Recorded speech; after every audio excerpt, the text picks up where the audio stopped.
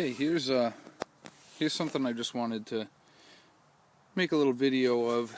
It's something I always carry on me. It's a good way to start a fire besides a lighter or whatever. This is called a Light My Fire. It's a Swedish FireSteel. You can see that right there. It's this. They're supposedly good for about 3,000 lights. All you do is spark the metal striker against the FireSteel rod here, and if you're out in the woods, like I said, I just keep it in my pocket of my winter coat.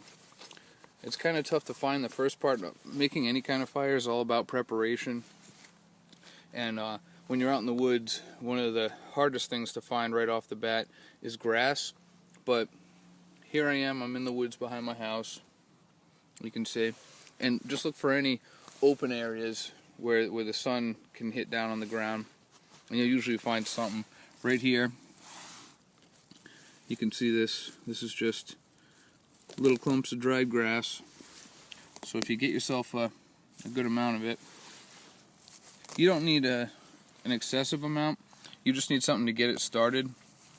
And I'll show you. You can just pull off little pieces like this that are dry.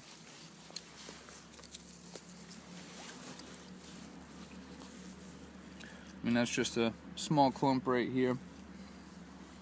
This little mound of dirt just has a fair amount of grass on it.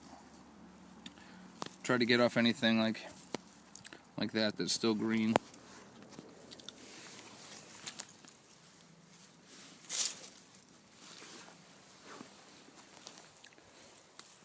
For my purposes right now, this little clump should be enough to do what I need to do.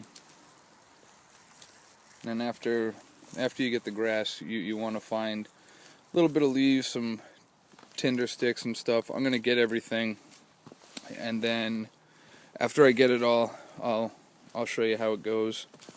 I actually have a little,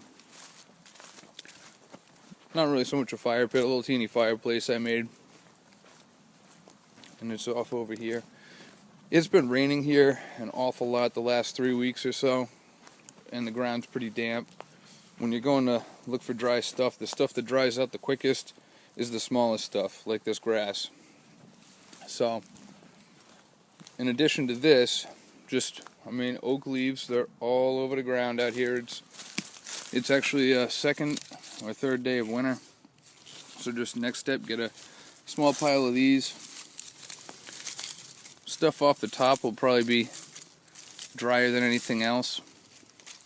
And even if it's a little bit damp, it'll still catch a flame, as long as you have your base. So I'm just going around picking up small pieces. Again, you don't need too much, just something to get it going. And then obviously after the tinder and then some leaves, you want to get some small twigs and stuff. And right here where I'm walking through, you can see here, these are all mountain laurels. Mountain laurels are worth their weight in gold when it comes to starting fires in this kind of an area. I'm in southern New England. Anywhere in New England, they're pretty much out there, so you can find what you need to. This is what I mean. I made this. Just a little fireplace. I'm going to put my stuff up here. There's the clump of grass. Clean out this stuff a little bit.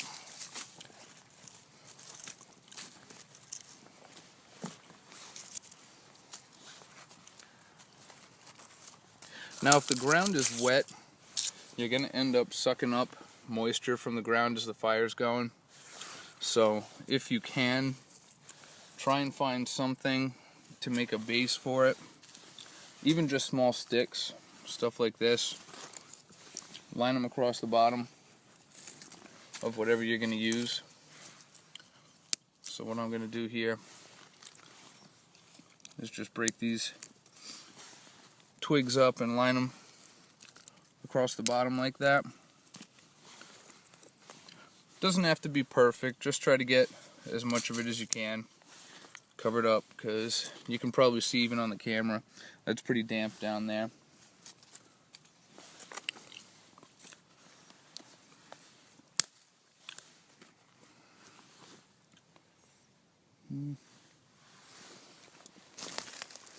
This right here, this stick will be a good one to break pieces off. It's just a little oak branch that fell off one of the trees around my yard.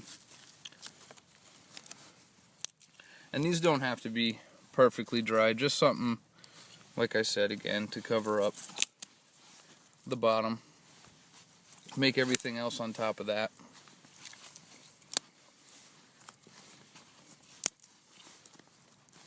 Once those sticks get going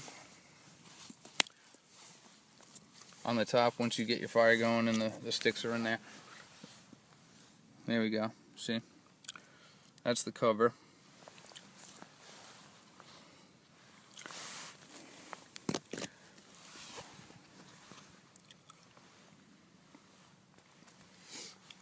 So I got my tinder here, leaves, a base or hearth, whatever you want to call it. This right here, mountain laurels. You don't want the stuff from on the ground, that's going to be wet. The stuff up in the top is going to be wet. What you want are these dead branches in the middle. You can tell real easy, they'll just snap off if they're dead and dry. All on the inside. That's the nice thing about mountain laurels. When the branches die, they just stay there, and the new branches grow on the top, like this. You can see this whole thing's dead, snaps right off. So just break these up a little bit to more manageable size.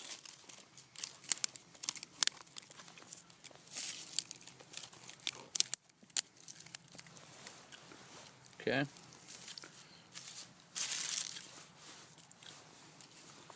So I got the grass, the leaves, the twigs, and the base down there.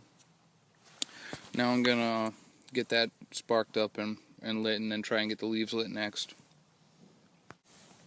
Okay, well I got almost everything I needed right here.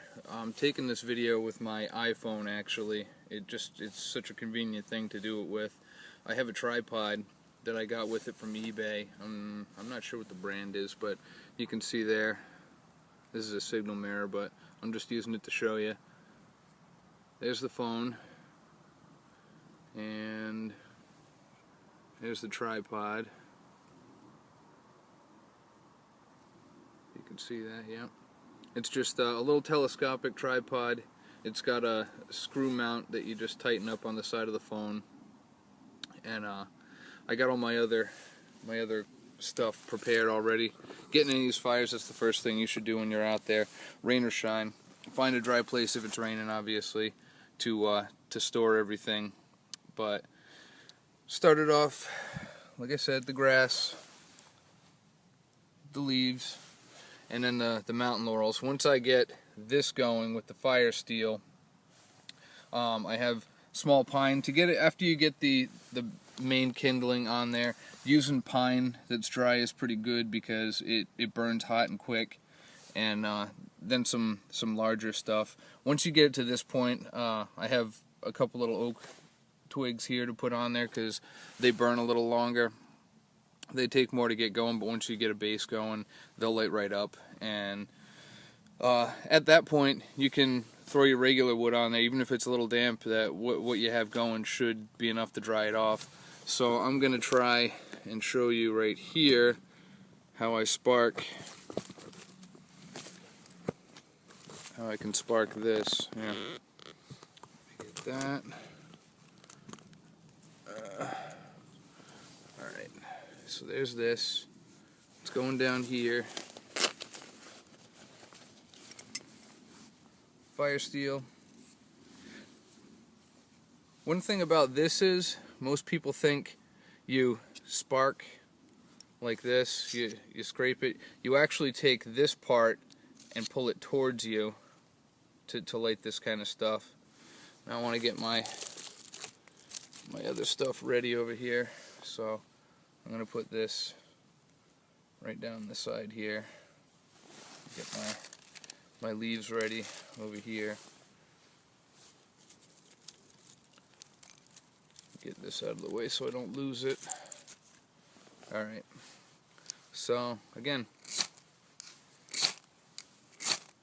once you can get this going, usually it's a little bit quicker, but this will at least show you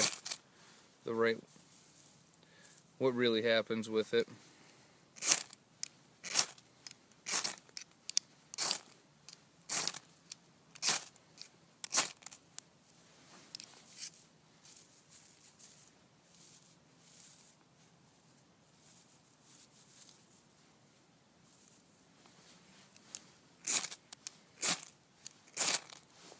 There we go. You can see there, that's going. Leaves on top, mountain laurel twigs, pine, just to get the thing started. And I can throw this on there.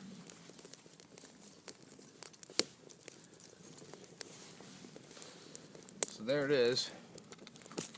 You can take a look down here, get a sense of what I got going here.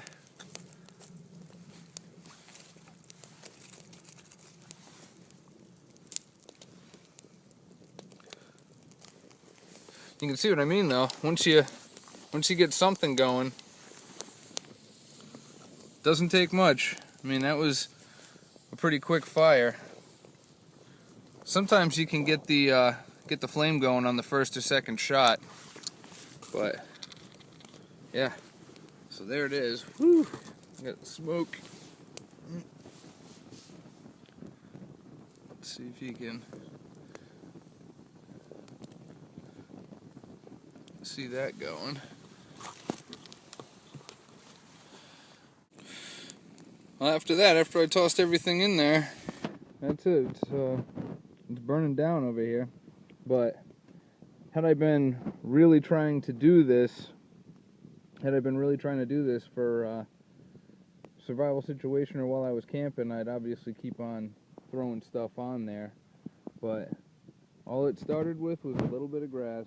Just take the grass, get it sparked, throw the leaves on it, and those are one of my favorite things. They have the magnesium sticks that you scrape off some magnesium and use a flint to spark it, and you got to worry about wind and stuff though with those, because if you get your little pile of magnesium and it's breezy out, the thing's gonna end up blowing all over the place, and then you'll have to redo it again. Plus it takes time to scrape it, and scraping it dulls your knife. With this, it's just all right there. It's nice and neat, and it works great. So I much more prefer using one of these FireSteels than anything else, because I mean, they're compact, they're portable. You just throw it in there, and they work great. As you can see, they got that thing going right up. And that was maybe 5 minutes of preparation. Walk around, get the grass, grab a little bit of leaves, and then start breaking a few twigs off of stuff I found out here. And once I got this going, what it is, you have to fluff the grass up right too. That was why it didn't spark on the first couple of tries. You have to sort of break it up into powder a little bit, and get just the right spot. Try to get the sparks to fall right in the middle of it, and then once you get it, turn it so the part that ignites is on the bottom, and that usually catches the rest of it, like I did. And throw it in the little fireplace, get your other stuff ready, like the leaves, throw them on top, get the twigs on top of that, and the leaves burn so hot that it's enough to get the mountain laurels and stuff going, and then your bigger twigs after that when you throw them on top of the mountain laurels. And then if I had them, I would have used my SOG seal knife and split up some small diameter pine branches. I have a Felco folding collapsible saw, just a little thing. I mean, it's, I don't know, probably about 6-8 inches closed, and they're really light. They got really nice saw teeth, and you can get some stuff with I mean, a lot bigger than this diameter, but if you get something like that to start it, use your SOG seal and use another log as a hammer, and you can split it into little logs to throw on top of that. But that's it. Yeah, I mean, pretty easy. These things, when you're out there in the back country, these are worth their weight in gold. And they it doesn't matter if they get wet; they'll still spark. They work fine. It's not like matches or a lighter or anything else that. Lighters, obviously, you can dry off. Matches are ruined once they're wet, unless you get the waterproof ones. But, yeah, so that was that. Hope it was educational for you.